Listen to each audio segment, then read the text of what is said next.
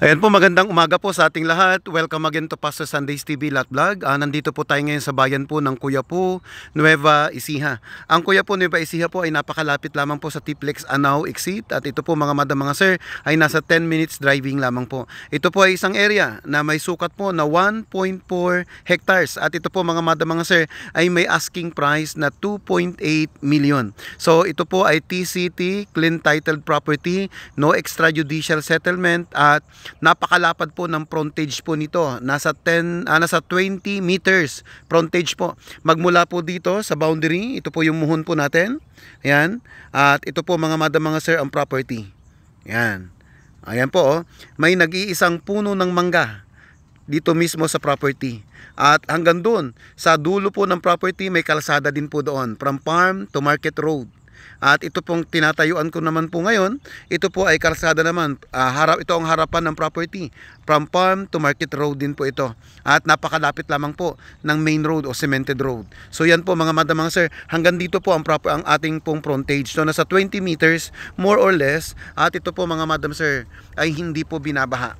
Flat terrain po ang ating lupa at ito po ay nandun po na nasa 3 kilometers from town proper ng Cuyapu. Kaya kung kayo po interesado sa property pong ito po ang isang napakagandang investment at ito po ay clean titled, no extrajudicial. Buhay na buhay po yung may-ari, humihinga pa. Ayan. Kaya yan po mga madam. Kaya kung kayo po interesado, pwede nyo akong kontakin sa 0949-830-8370. Pwede nyo rin po akong tawagan sa 0991-511-5728. At mag-iwan din po kayo ng mensahe sa aking messenger account, maging sa FB account ko po para ma-replyan, ma-response po namin kayo kaagad. So yan po mga madam mga sir, inuulit ko po, ang property pong ito ay may sukat na 1.4 hectares at ito po ay may asking price na 2.8 million.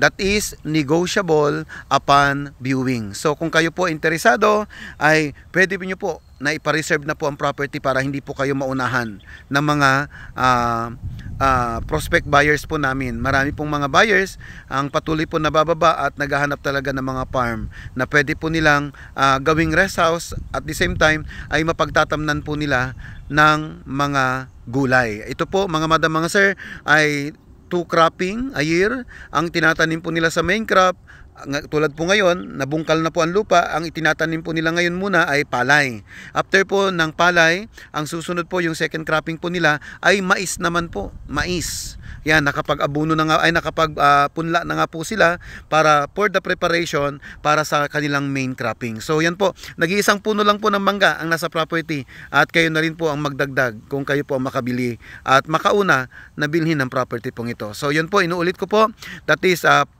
to 10 minutes po from Tiplex Anao Exit. At 3 kilometers naman ang layo nito sa ating town proper. So maraming salamat mga madam and sir sa inyong patuloy na pagtitiwala sa Pastor Sundays TV Lat Vlog. At maraming salamat din sa mga kliyente po namin na kung saan ay nandun din po na nakakuha na ng mga property for their investment. So ito pong katabing lupa ay nabenta na po namin sa aming buyer from Pampanga at nabili na po ito.